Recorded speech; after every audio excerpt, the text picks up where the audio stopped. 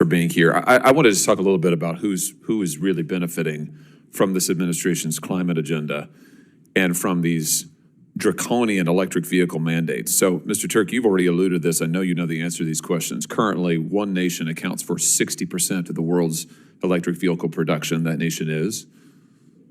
China. Yeah. One nation accounts for 76% of the world's lithium-ion battery production. That nation is? China. Yet your administration, this president's administration, the mandates that you put in place require that 2/3 of our new vehicle sales in just the next 8 years, 2/3 of them be electric vehicles.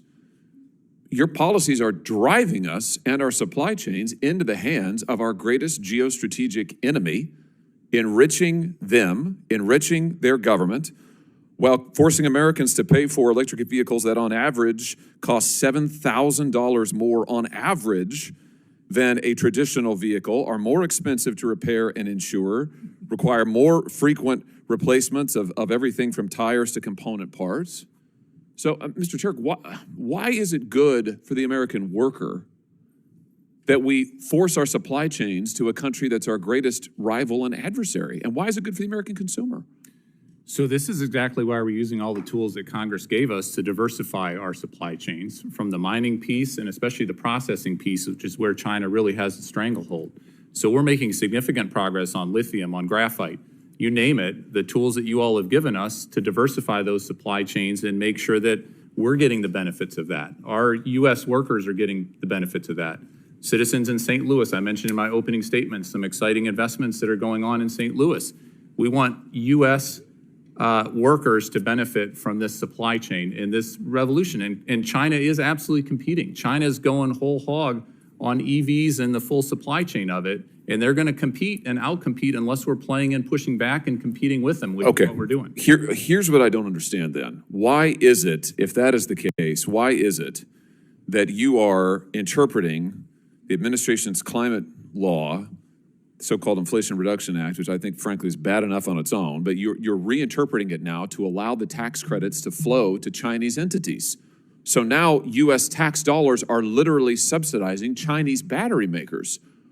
Why would we want to do that? Why would we want to not only give our adversary our supply chains and our jobs, but pay them to take them from us? Why does that make any sense? So I would argue, and certainly want to turn to my Deputy Secretary at Treasury, we are not doing that.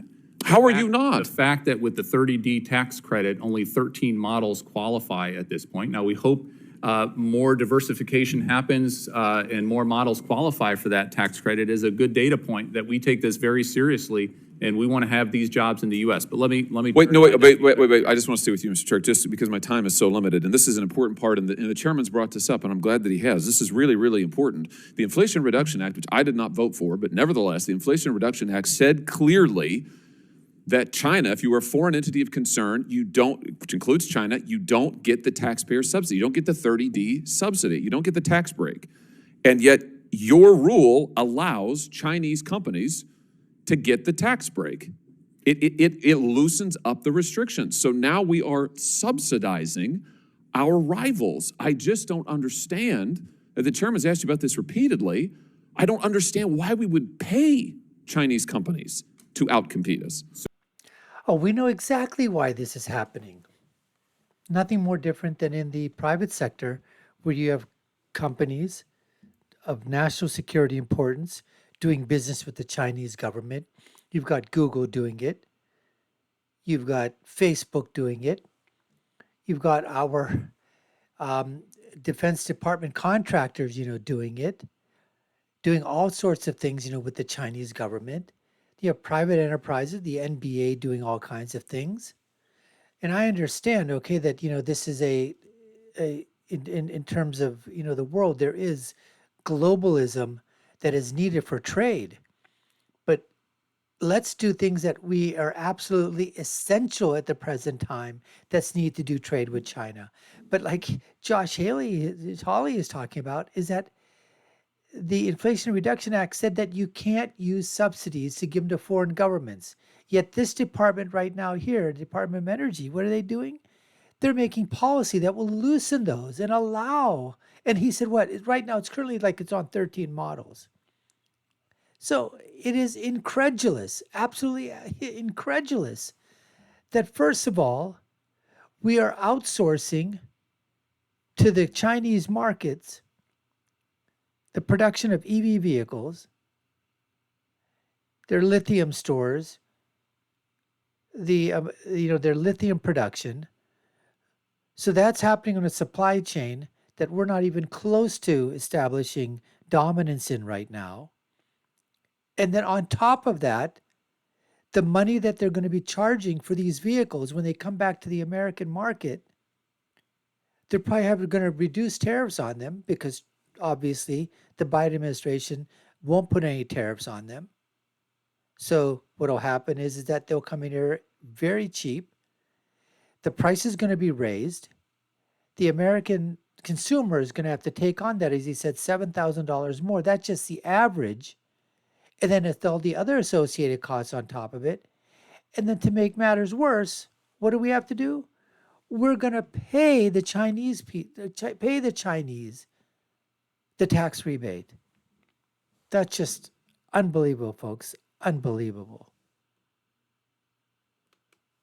Disagree with that. I spent a lot of time working with the team, and we worked hand in hand with our Treasury colleagues on the FEOC, the Foreign Entity of Concern, the FEOC He's just lying standards. his face and off. Happy to go through the three prongs of that in particular in terms of what our proposal is on the table. Well, that's the problem, right? Is that the law, which again I didn't support, but the law says just no. It says no. And then you come back and say, it's what we lawyers like to call a multi-factor balancing test, which is usually what courts do when they want to get their way. So it's like, oh, well, let's complicate it. We've got all of these different things. And the effect of it is, this has been widely reported. This isn't my opinion. Everybody understands that what it does is, it allows Chinese companies, so long as they're not set up within mainland China, but owned and controlled by China, they can now get the tax credit. I just don't understand why we would use our tax money to pay the Chinese to make these vehicles. So we're not only...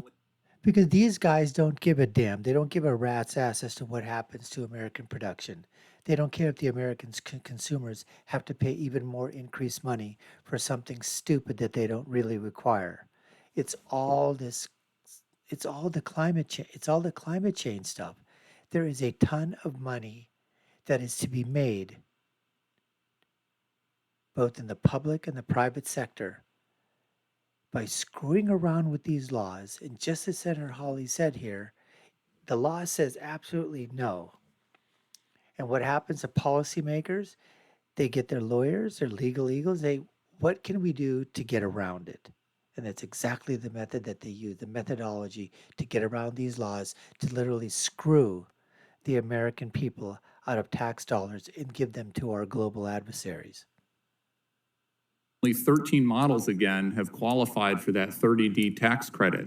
A lot of companies right now, automakers, are scrambling and they're working urgently to make sure that they don't have that. If your rule had no effect, why would you change it? Why wouldn't you just leave the text of the IRA in place? Why wouldn't you, the flat bar? All of this is implementing the legislation that's been passed. And happy again to get into the details. Certainly if...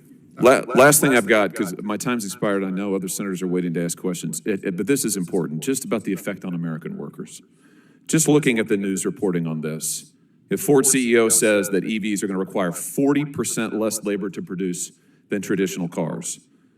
As production is shifting to the United States, this labor on, for instance, batteries, EV batteries, is increasingly being done in factories that are co-owned at least by foreign entities, and the wages for workers who are usually not unionized are substantially less than the wages for workers in traditional cars. And you mentioned my state.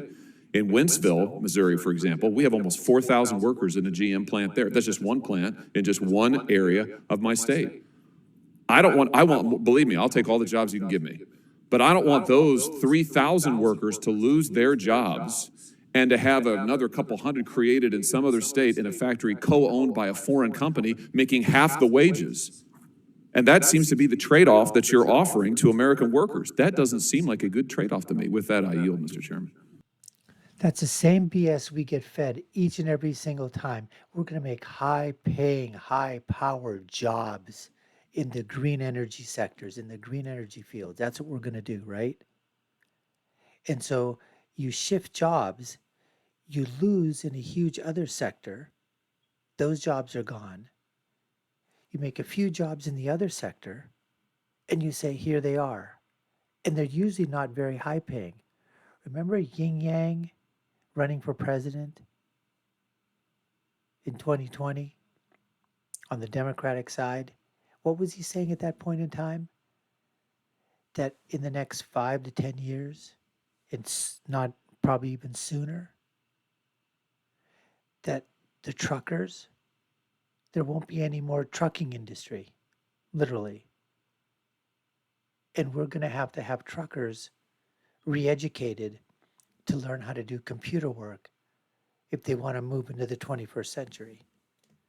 Because all the trucks are going to be driven by AI, artificial intelligence. There'll be driverless trucks. I mean, these are the kind of stupid statements people make just to sort of sound good and come on TV and voice their stupidity, their idiocy, their moronicity, their retardedness. And the only people that try to continue that charade, are the progressives and the liberals and the leftists and the Democrats, because they know there are enough stupid people that will listen to it. Anyways, folks, you've been watching the Dr. Nasir Shaikh Show. I've been your host. My name is Dr. Nasir. If you haven't done so already, we'd love for you to subscribe to the channel. Hope you like our content. If you do, subscribe, like, share, and follow. You all know what to do. Share your comments below. Let us know what you think. Our other videos are here and here. Check those out. My final thought is always, when you're right, and when you're left, you're wrong. Until next time, folks, take care and stay safe.